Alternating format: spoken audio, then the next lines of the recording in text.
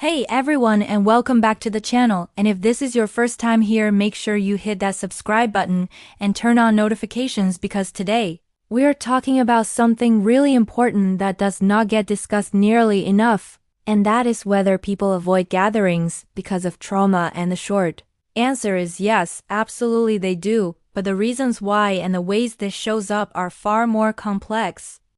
and nuanced than most people realize, so let us dive deep into this topic because understanding this can help us be more compassionate both to ourselves and to others who might be struggling. First, we need to understand what trauma actually is because it is not just about experiencing major catastrophic events like war or natural disasters, but trauma can come from any experience that overwhelmed your nervous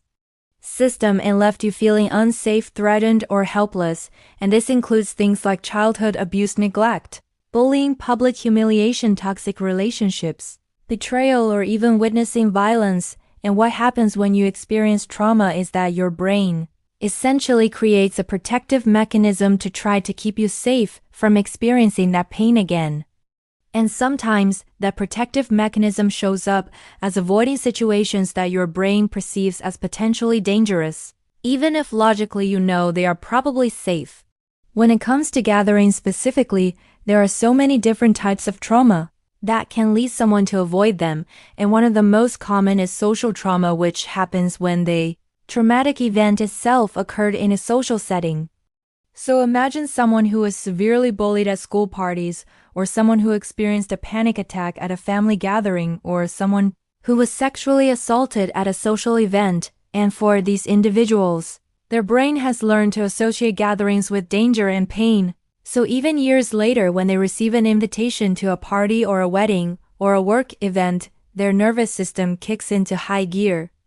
with anxiety, sweating, racing heart, and an overwhelming urge to escape or avoid the situation entirely. And this is not them being dramatic or antisocial, this is their brain trying to protect them based on past experiences. Another major factor is complex post-traumatic stress disorder or complex PTSD, which develops from prolonged or repeated trauma, especially in childhood, and people with complex PTSD often struggle with what is called hypervigilance, which means their nervous system is constantly scanning for threats and dangers, even when there are none, and you can imagine how exhausting and overwhelming it would be to walk into a gathering with dozens of people when your brain is trying to monitor and assess every single person, every conversation, every sound, every movement to determine if you are safe. And this is why gatherings can feel absolutely draining for trauma survivors, because what seems like a fun, relaxing social event to most people feels like a minefield of potential threats to someone whose nervous system has been rewired by trauma.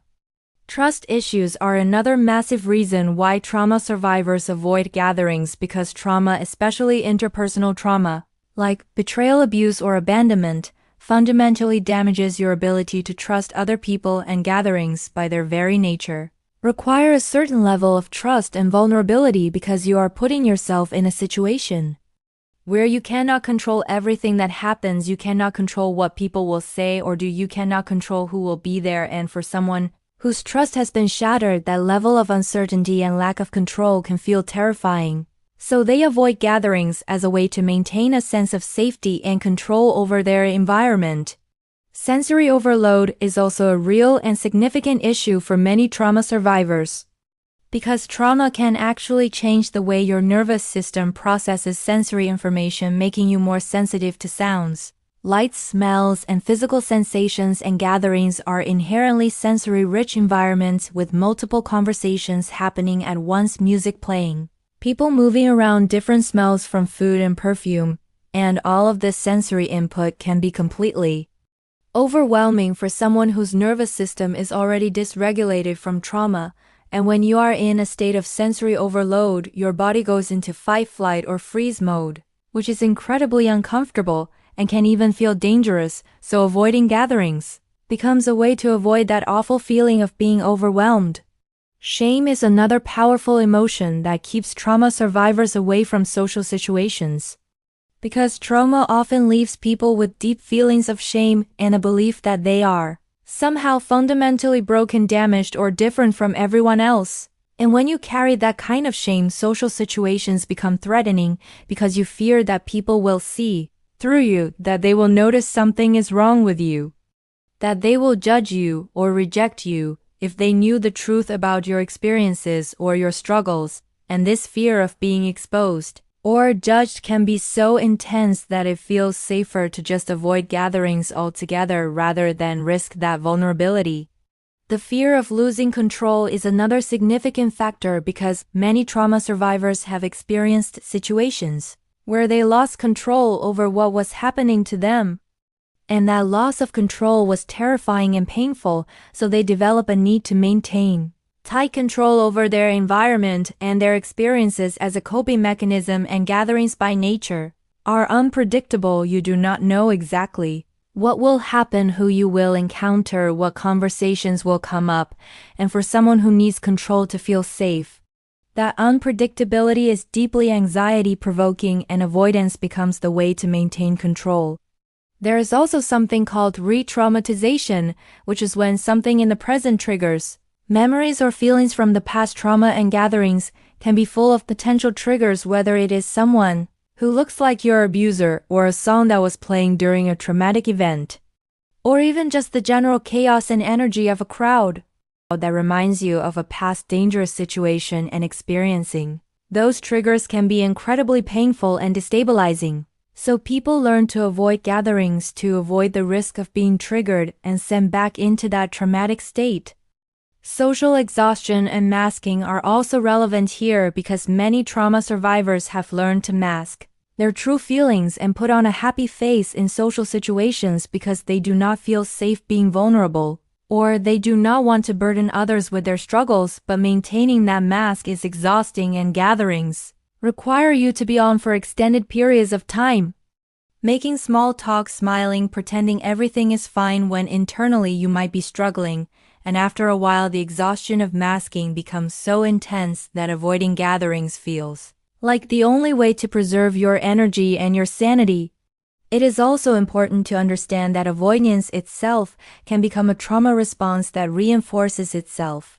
Because the more you avoid gatherings, the more anxiety you build up around them and the harder it becomes to attend them. So it creates this cycle where avoidance leads to increased anxiety, which leads to more avoidance, and breaking that cycle often requires professional help from a trauma-informed therapist who can help you gradually expose yourself to social situations in a safe, supported way.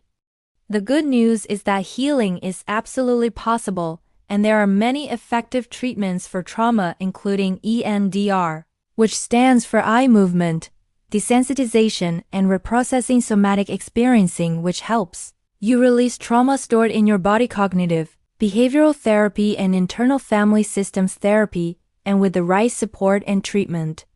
people can learn to rewire their nervous system, process their trauma, and gradually rebuild their comfort and confidence in social situations. But it is important to understand that healing is not linear and it takes time, and there will be setbacks along the way, and that is completely normal and okay. So if you are someone who avoids gatherings because of trauma, I want you to know that you are not broken, you are not weird, and you are not alone, because your brain is doing exactly what it was designed to do, which is protect you from perceived danger. And while that protection might feel limiting right now, it also kept you safe when you needed it, and with proper support, you can teach your brain that it is safe to engage with the world again at your own pace. And if you know someone who avoids gatherings, please be compassionate and understanding, because you might not know what they have been through, and pressuring them or making them feel guilty will only make things worse. So thank you so much for watching this video. I hope it gave you some valuable insights, and if you found it helpful, please give it a thumbs up, subscribe to the channel, and let me know in the comments if you have experienced this or if you have any questions. And remember, healing is possible, you deserve support, and you are worthy of connection, even if it feels scary right now. So take care of yourselves, be gentle with yourselves, and I will see you in the next video. Bye everyone.